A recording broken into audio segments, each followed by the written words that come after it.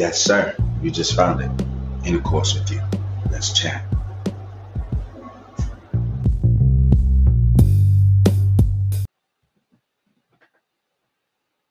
Welcome to the Intercourse Show. I am your host, Mr. B.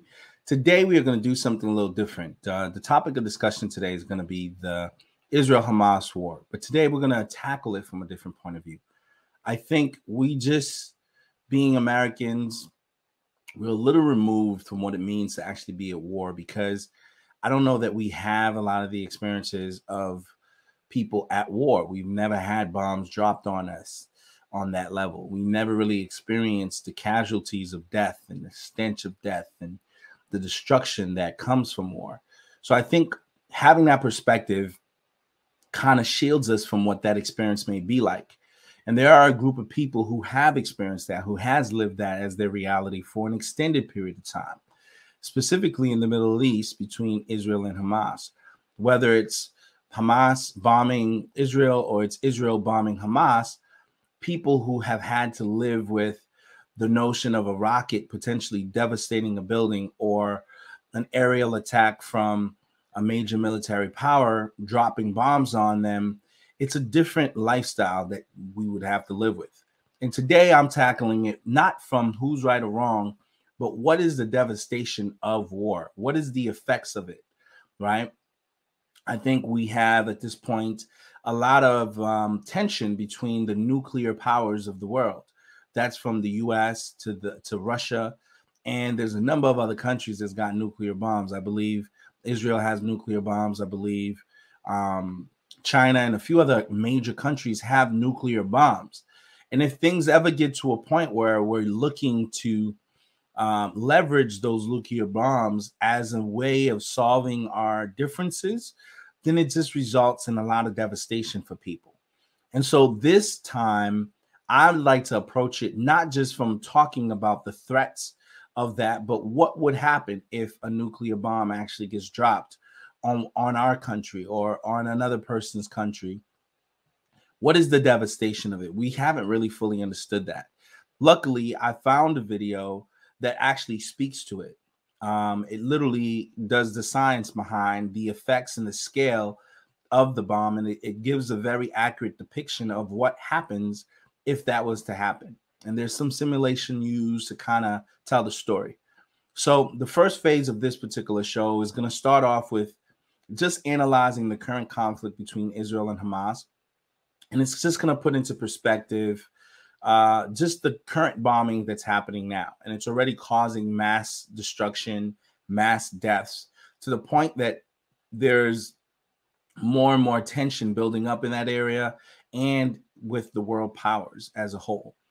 So what I wanted to do is just essentially get some footage of the bombs that's currently happening, just to show the devastation that those bombs are causing. And then the second part, or the second phase of this particular video, will then be a bit more in-depth discussion as to what happens if we were to use nuclear bombs and what the devastation of that would be. So it's two separate videos, but I'll try to keep it succinct within that. So I thank you guys for joining. If this is your first time for watching the Intercourse Show with Mr. B, I thank you for joining us. I ask that you subscribe, like, and share the video. Without any further ado, we'll go ahead and get started with the first video. Now, in this video, we're watching footage. I think I just went on YouTube and Googled footage of Israel-Hamas, and this is one of the videos that I got, from that conflict. This is just some simulations, some aerial views of the impacts of the bomb as it strikes this target and it devastates buildings. What are the infrastructure? Now, some of these buildings are residential buildings. Some people are dying in that, but it also creates a lot of mess. Now, these are the small scale bombs that's currently being used to really kind of handle this conflict.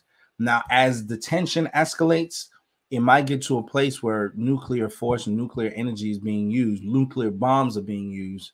And that's going to be the second phase of the video that outlines what that looks like. So let's go ahead and get started.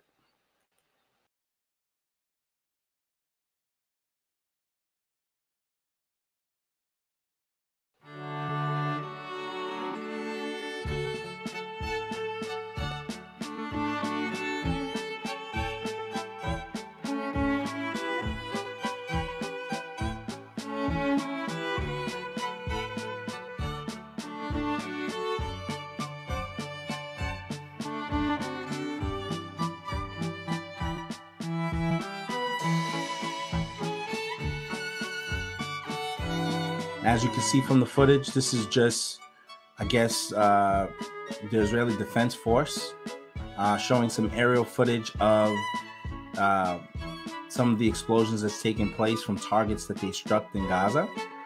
And you can see the sort of impact, the force in the areas it's affected by. Now, hard to say for sure what the death count is as a result of that, but this just kind of gives you a preliminary view of what that looks like.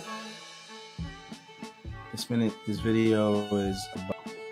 Now, with that said, we are going to go in the next phase of this recording. We are going to go and show a video that outlines the actual impact of a nuclear bomb, right? Now, I think the reason why I'm doing the show is really to speak to the fact that, you know, we don't understand what war means because we're not necessarily in one. We're not living it ourselves. We're not feeling the impacts of it. But there are millions of people and thousands of people who are feeling it, whether it's the war between Russia and Ukraine, or it's the war between Israel and Hamas, or it's a war anywhere else in the world, in some African sub-Saharan state. The fact is, these things are very, very, very brutal things that really affects people and damages people and just causes destruction. And I think we can do more to speak against war and to find ways to stay out of wars, because as they continue to escalate and more parties get involved, it's just more destruction and more essentially death that results from that. And you know, it's good for us to figure out how that is and how we can potentially, you know, play our part in trying to stop these things from happening by using our voice and our influence to speak up against it. So the next video that we're going through, it's going to be a video with by Corridor Crew, I believe, is the people who made this particular video. And I thought it was an excellent video because it really speaks to the science behind and the impact, so we can get a proper sense of, you know, how war and how these explosions affect people. So I'll go ahead and play that video next, and then we'll discuss it once it's been played.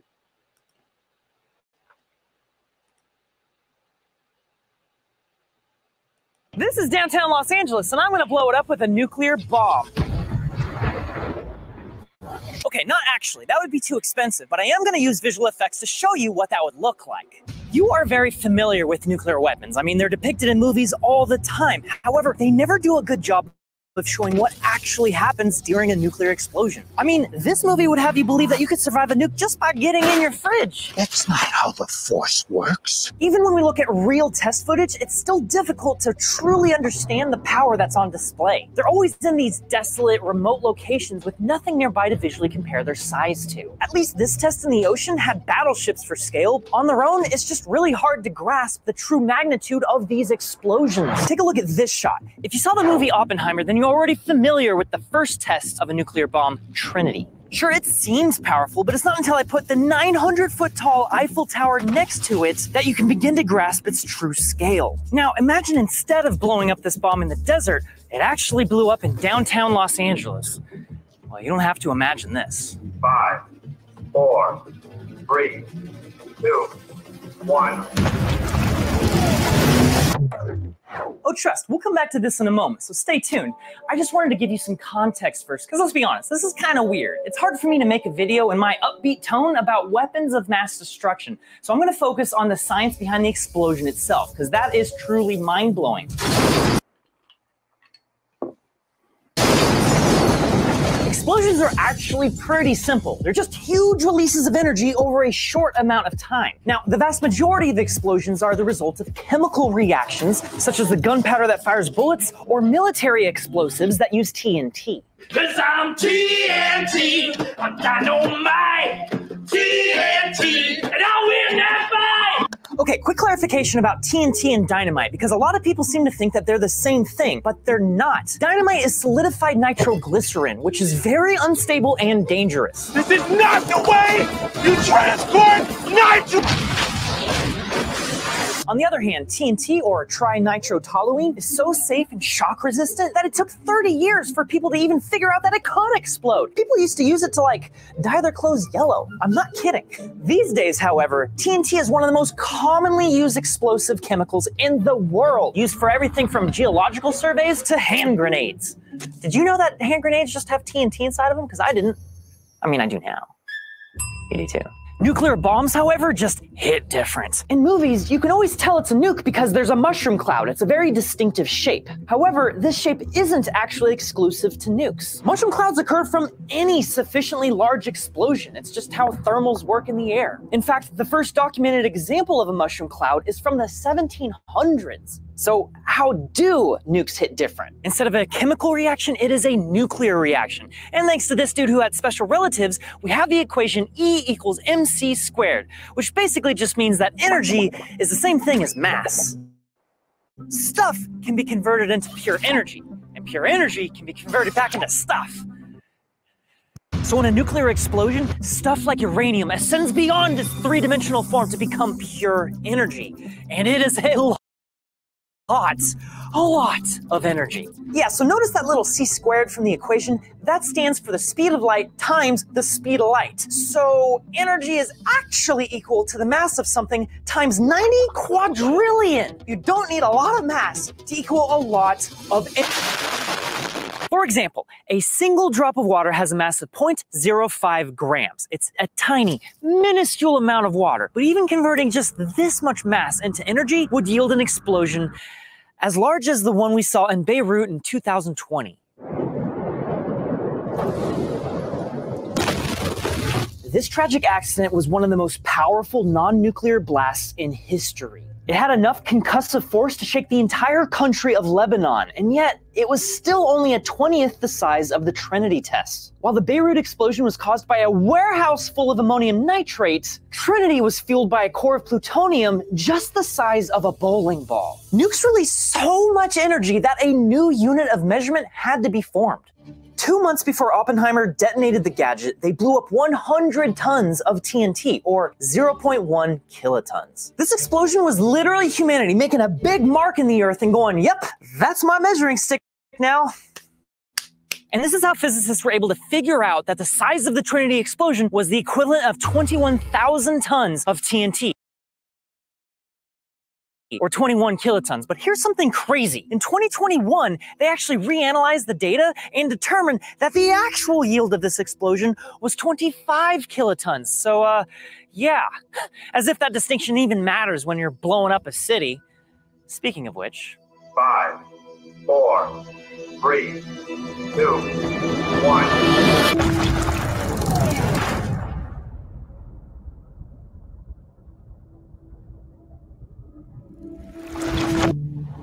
In the first 1/1,000,000th of a second after nuclear detonation, the heat is already so extreme that a ball of plasma forms. It's a fireball so hot, it reduces everything inside it to subatomic particles. The core of our star is 15 million degrees Celsius, making it the hottest point in the entire solar system. But for a brief moment in time, it becomes the second hottest point because the core of a nuclear fireball can reach 100 million degrees. To put that in perspective, that's 20,000 times hotter than the vaporization point of diamond, one of the most resilient materials in the entire universe. So it doesn't matter if you're in a fridge or a bunker made of diamond, if you're inside of this fireball, you will get deleted from existence. All this heat radiates outward at the speed of light, instantly scorching anything unfortunate enough to be within view. This real test footage shows the paint getting vaporized at the moment of detonation. It's quite literally a laser engraver, but like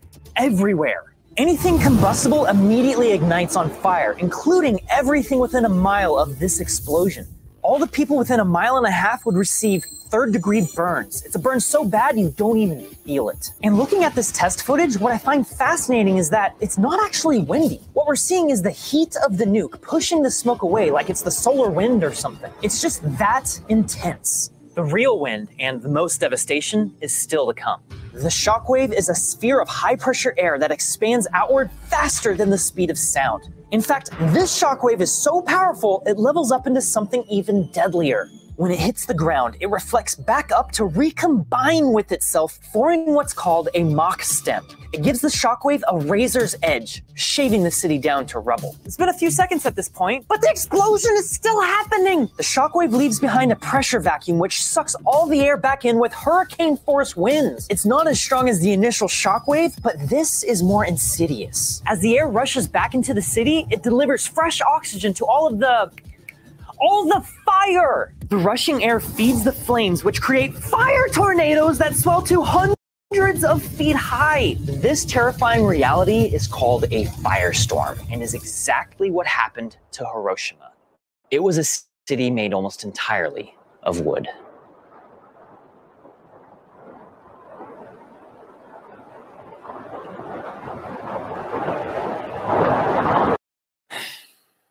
Yeah, that got kind of real. I wanted to show you a hypothetical explosion so that we could separate the physics of nukes from the lives they've taken. But I don't think I can do that. Separating the science from the deaths? It's impossible. Nukes are not fun. They're weapons of war, and the devastation they've caused isn't something we should ever ignore or ever forget. Especially because this one was a small nuke. World War II may have ended, but the Cold War had just begun. It was an arms race between America and Russia to build bigger and bigger bombs, such as the B-83. It's the most powerful nuke in America's arsenal right now, and yet physically, it's not that big. It's 12 feet long. In fact, the warhead itself is just right up here at the front. For something so small, how powerful could it be? 1,200 kilotons. Yeah, this is a megaton bomb. I'm using a tool called Nuke Maps. If you just Google search Nuke Maps, you'll find this. Just plug in the warhead yield of your choice, whether or not it's detonating on the surface or if it's an airburst. Then you just hit detonate. This is the fireball. This is the strongest part of the shock wave. And this signifies where everyone gets third-degree burns. This is what the Trinity explosion would look like in downtown LA, but if I put in the B-83 of 1,200 kilotons, that detonation would look like this. It's like almost 2 miles wide, just the fireball. Now, the B-83 is just the most powerful nuke that we currently have in our arsenal. We've tested many more powerful nukes. For instance, the Russians tested the Tsar Bomba, which was a 50 megaton bomb. And this would literally destroy the entirety of Los Angeles. I just turned on the casualties. Estimated casualties are about 3 million people. Instantly. I think there's a good reason why people don't normally think about this stuff. Going back to the B-83, yes, this is smaller, but we built 650. There are 650 of these things just out there in the world somewhere. That is enough to scorch every single square inch of California. Are you scared yet? I am. We don't need 650 of these bombs. I mean, whether or not we need them at all is a separate conversation, but 650?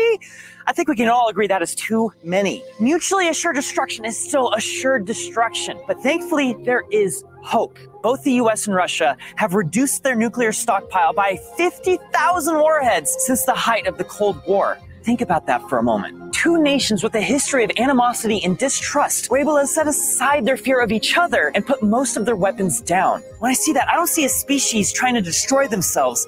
I see a species with a reason to save themselves. And that gives me hope. We need more of that for the safety of us all. But thanks for watching.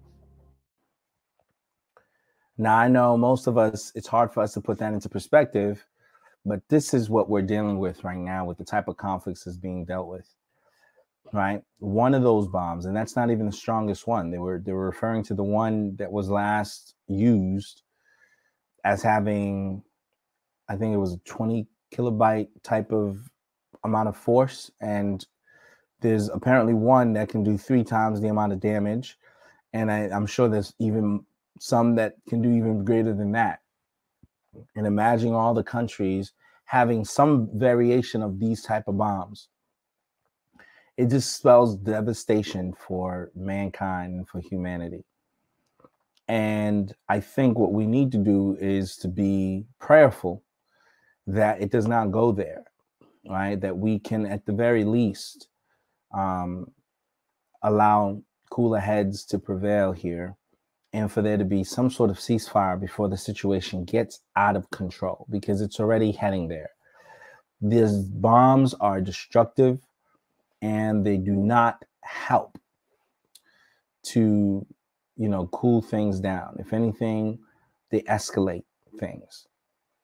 And so I thought, because a lot of my audience may not necessarily follow these things much, I thought, it's important to at least show people, to educate them in whatever ways that you can about what war means, what it entails, and the impact that it can have on the lives of people, not just here, but anywhere throughout the world. And so, hopefully this has given you guys some level of perspective to figure out a way to remain prayerful that we can come to peace, and that the world is not thrusted into a World War III type of situation where we're all essentially heading towards a place of bombing other places and destroying each other for the sake of destroying each other. So to the people who's engaged in the Israel-Hamas wars, I pray that peace can come immediately. A ceasefire can come, some sort of blockade, a stoppage can come to that war so that lives are preserved.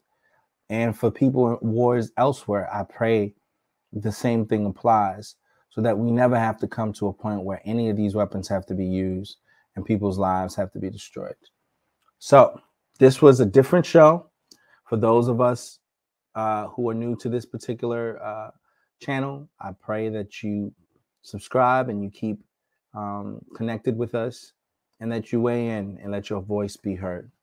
All right. Thank you all for your time. I am signing out.